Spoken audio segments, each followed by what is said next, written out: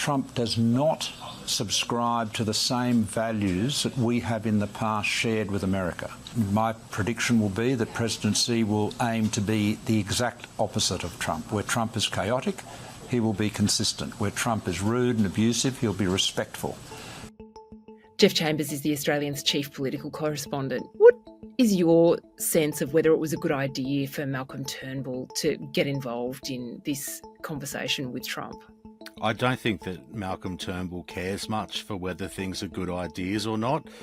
He loves the limelight, and we've got prime ministers that step away from the public sphere.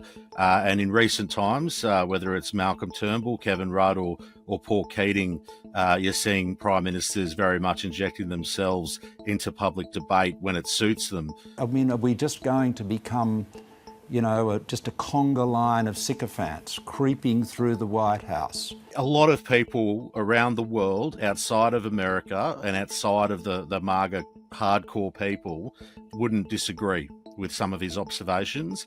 But he was being provocative. He has drawn the ire of Donald Trump, and no doubt he will now use that for a long period of time throughout this term as a guy that can get under the skin of the US president.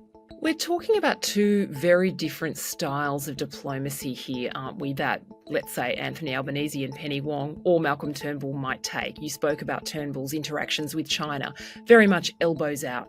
What's your sense of that, Jeff? Is that even an option for leaders like Anthony Albanese when it comes to dealing with Trump this time around?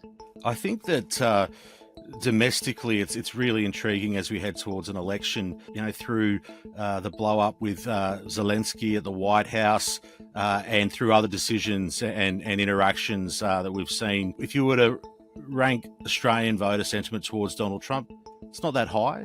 The pressure point is obviously Anthony Albanese really talking up that phone call to suggest a great relationship.